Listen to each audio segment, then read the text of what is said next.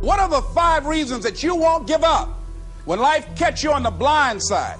When the messenger of misery visits you, what are you going to do? What will keep you in the game when life knocks you to the canvas?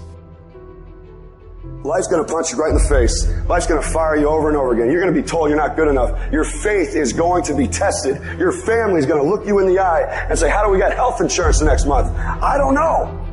But I know we're going to make it. You know who's going to bail you out?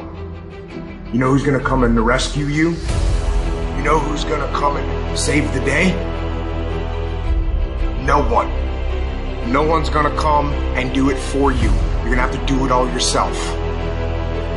See, the Buster Douglas that fought in the last fight was not the Buster Douglas that fought Mike Tyson.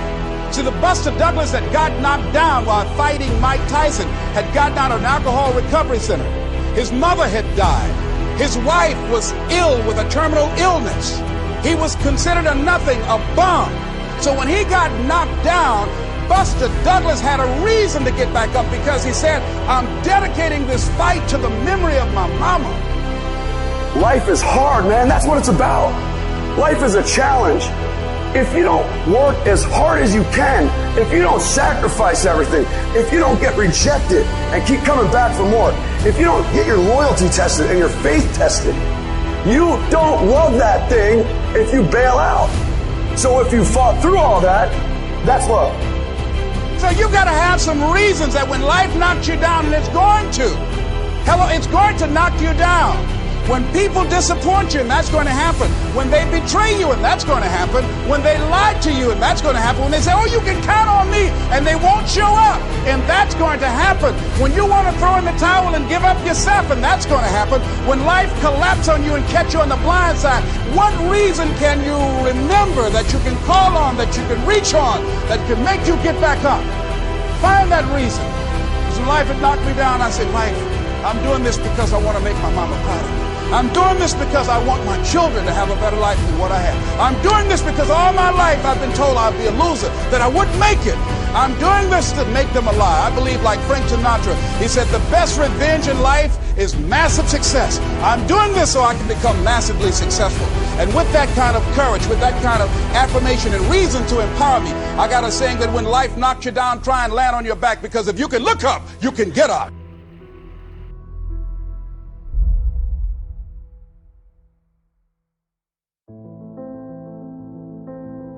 You don't have to be grim, but you do have to be serious. Hey, everybody hopes things will get better, but remember, the future does not get better by hope. It gets better by plan. And hope unaided by clear plans can finally become an illness. There's a Bible phrase that says, hope long delayed makes the heart sick. It's a sickness. I used to have the illness known as passive hope. It's bad.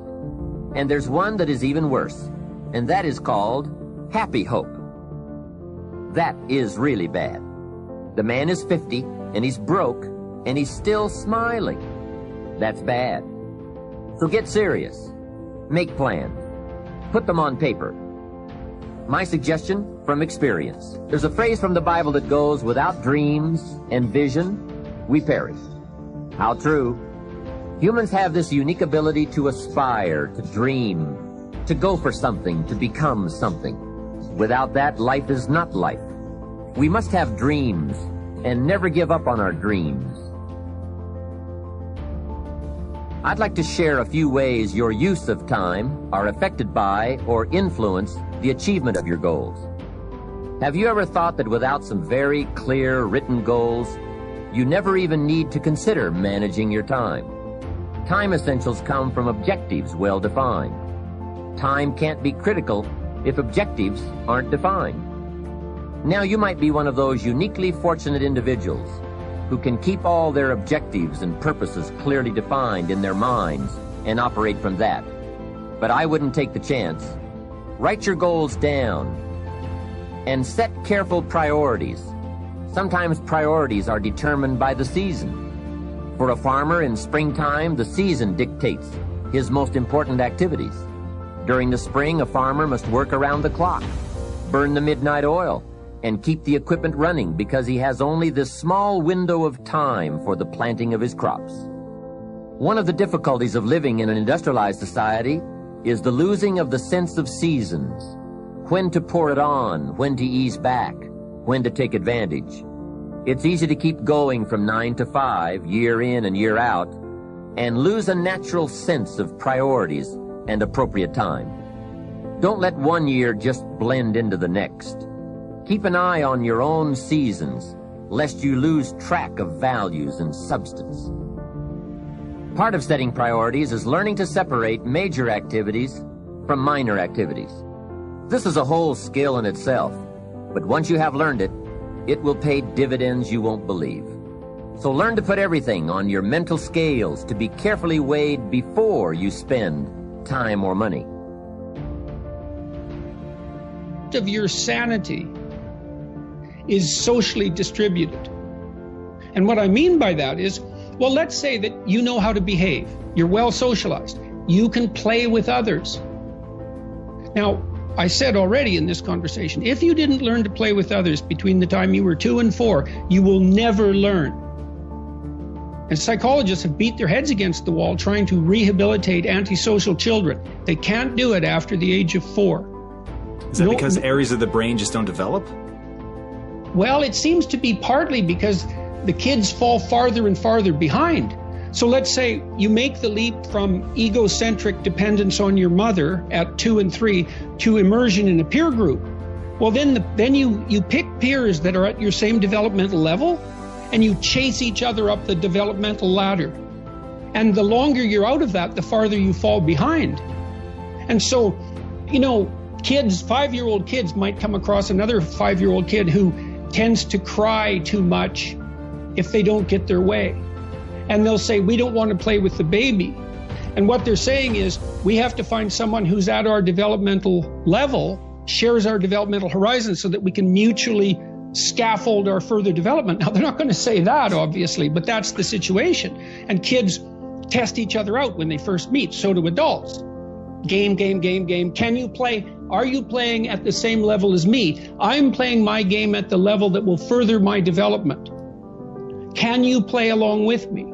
If not, well, maybe you're lower in status and I can pull you up as a mentor. Maybe you're higher in status and I can learn from you. But if you're a peer, we can play together. Anyways, if you're acceptable to your peers and you behave well, they'll accept you. And then they tell you all the time if you're acting appropriately. If your jokes are funny, if you're dominating the conversation, if you're bringing something of value to the table. And all you have to do is pay attention to the social cues, and you'll keep yourself regulated. And at the end of the day, you're going to get what you focus on. They're both true. This is both the most amazing time that's ever happened, ever in recorded history. And yet real things that are terrifying are also happening. But where you put your energy, where you put your attention, where you put your focus, is going to determine what you see. And that is the most fascinating and the most important thing you have to understand about the way that your mind works. You get what you focus on. If you focus on the things that are bad, they will become real. They will become exaggerated. They will begin to monopolize your thoughts. You'll see them everywhere. It's called the reticular activating system. Your mind is literally designed to pay attention to the things that you notice. Once you notice a certain car, you see it everywhere. Once you notice a certain dog, you see it everywhere. Once you hear a certain name for the first time, suddenly you realize that that name has been all around you this entire time. But now that you're focusing on it, now that you're looking for it, it is everywhere. So whatever you look for, it's going to be everywhere. If you look for the negative, it'll be there. But if you look for the positive, it will overwhelm you.